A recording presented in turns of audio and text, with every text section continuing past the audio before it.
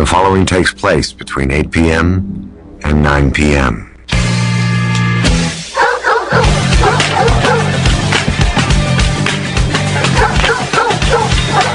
Welcome to Animal House Radio. It's 4 past the hour, 8:04 in Toronto. May the 1st, baby, 2009. And I'm wearing a mask. And no, I'm not Batman or Sub-Zero. I am being protected from the swine flu. Dr. Mike. Okay, I'll take the mask off. Yeah, we can't hear you very well, so take it off. At least I can't hear you very well. Now it's over your eyes. Okay. You. There we go. Okay, good. We're good. But, yeah, how's everybody going out there? It's 804-416-785-0680, 416-785-0680, or www.animalhouseradio.com, or info@animalhouseradio.com.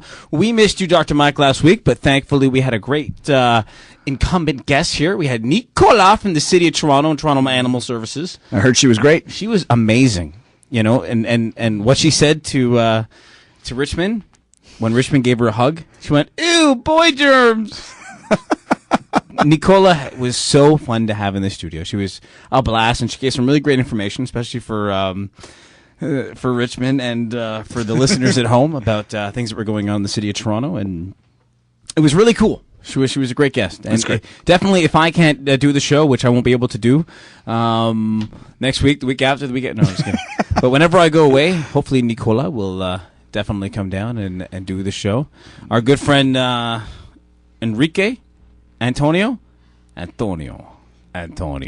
is hanging out in the back there. Lovely Joe filming the show. Please don't break the camera. Along with Janelle and Richmond with Dr. Mike. How was your week away? You went to a big wedding, I heard. My brother got married on Sunday. It was great. In lovely Vancouver. BC, baby. BC, right off the coast. It was beautiful. Oh, yeah, nice. Weather was cold. You guys were nice. We were nice and warm here at 28. We were like 11 or. Were we? Yeah. I don't remember. Yeah, it was chilly, but it was really nice. Beautiful wedding. Yeah. While I have a chance to say a few words, I want to wish my lovely daughter Abby a happy birthday. Today is her 8th birthday. Oh, happy birthday, Abby! Yeah, happy birthday, Abs. Aw, yeah. She's 8. She's 8 years old. Holy smokes! Oh wow, where's the time gone? I know. Don't you just remember when you were yelling, saying, "Darn, Abby, put your clothes away"? And I think you're probably still yelling the same thing. I was gonna say, yeah, what's changed? Nothing has changed. But she's 8 years old. Mm-hmm. Why do I hear wind in the background? Oh, I think I'm hearing a ghost. I'm like, no. Richmond, we had a deal. We had music. But we don't have any music. Anyways, on the show tonight, we have a great show. We are going to keep into the theme of what is going on in the world right now because everybody is talking about the swine flu, also known as H1N1. Right. It sounds like a ship. You know, it's like the Starship Enterprise. What's your ship's called? My ship's called the H1N1. Oh, there's so many influenza viruses out there. I guess they had to name them all. But why with the H? I have no idea. Kind of strange with the whole H thing. That's pretty good music. I like that. So everybody in the world is talking about this, and I talked to Mike earlier on, and I'm like, let's do this. I have this idea for this thing, and let's do it. The show. God, no one cares. And then all of us, well, he didn't say no one cares. He said, I don't know, let's do something else. I said, okay, let's do this. But the amount of response that we got for people who wanted to talk and just hear Mike and I talk about, you know, this bug that's out there right now and how it can affect animals, and in the past how it has affected animals, right. Influenzas and all these other diseases that necessarily we don't even think about. But it's very interesting. You were telling me of some cases before, and we're going to get into a really neat conversation, and we're going to talk about the what ifs. Because what if? Right. There are a lot of what ifs, and there are a lot of if now. So right now, I'm going to do something that I always do every single week and start it off with This Week in News. Wow, infotainment. Right off of the press, are pets safe from swine flu? Do you think animals, like your beloved cats or dogs, are risk for swine flu? This may be a silly question, but it is on the minds of millions of Americans. The question has been posed to many experts across the United States. The American Society for Prevention of Cruelty to Animals released a statement yesterday saying that the virus, which seems to have originated in Mexico, but they're all saying it's out of Mexico now, so obviously this is about a day late, appears to be a present low risk of infecting cats and dogs. But hear that sentence, I'm going to repeat it once more. Appears to be present at a low risk. Okay, it's not saying no risk, it's saying a low risk.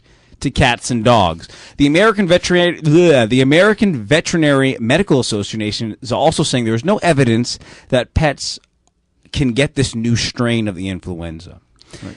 There was an old strain that animals were able to get. Now, the big fear that the American Veterinary Medical Association has is that there could be some mutations that go on, and that if those mutations happen, this could actually affect an animal. Because right now, you got to remember one thing. People are saying, well, it's just going to person. But remember, this has started with pigs, right? As before it started with birds. And if some of you aren't familiar, a couple of years ago, I think it was about 4 or 5 years ago, in Vancouver, because of the bird flu, and people forget that we had that virus in BC. And what they did in British Columbia is they had to basically kill about 3 million chickens. Is that many? 3 million. Wow. Yeah. Okay. They took them, they burnt them, they killed them, whatever they had to do. They had to kill it because they had to kill any remnants of the virus going on, right? Because at that point it was going from chicken to chicken. Right. And then what's going on with the bird flu is you're going chicken to person. So if someone eats a chicken that has been infected with the virus, that person will get sick. Right. That's where the stage is at right now. The next stage of the bird flu virus is going from person to person, which is happening right now with this virus, which is a different virus, but it's got the mix of the swine flu, and it has the ability of the bird flu as well. So when you think about it, the swine flu, also known as H1N1, the way that it works is this. Originally, I'm not going to go into the origins of it because Dr. Mike, hopefully you have some more information on it. But how it works before was it was just in pigs. Okay, so pigs were giving it to pigs. It was just a big pig mess. And then obviously someone had eaten the pig, and over a period of time, it mutated from pig to animal to human. And then after a long period of time, it mutated to human. And next week, it's going to be human to extraterrestrial. We are going to be giving swine flu to the aliens across all of the universe. Okay. Where else could it go? I've got my mask for protection, which is more like a bandana right now. Yeah. I'm protecting my hair.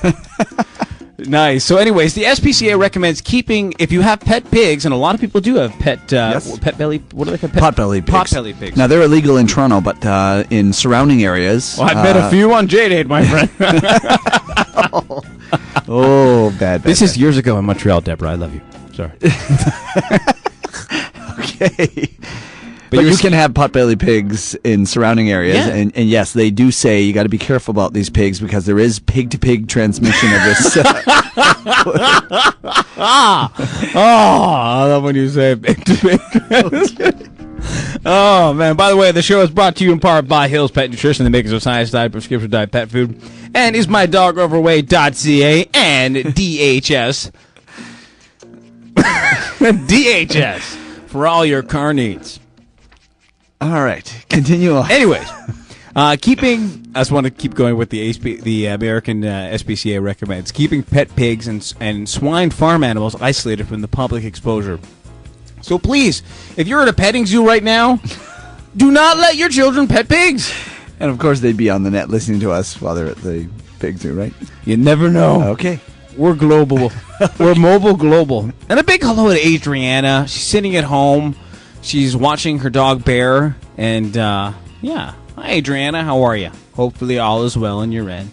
The American Association of Swine Veterinarians, they actually have a swine veterinarian suggest that visitors should not be allowed in the swine production units, the humans, to avoid unnecessary contact with pigs.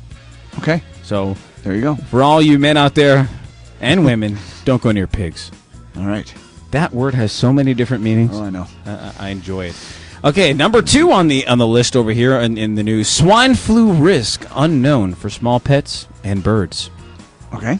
Okay, so once again, as the H1N1 flu, also known as swine flu, spreads, some pet owners and pet bird owners are wondering what are the risks of contracting it. Right, we'll talk about that. Well, that's the interesting thing about pet birds, because I haven't even thought about that, considering this virus has a little bit of a mix of everything. Right.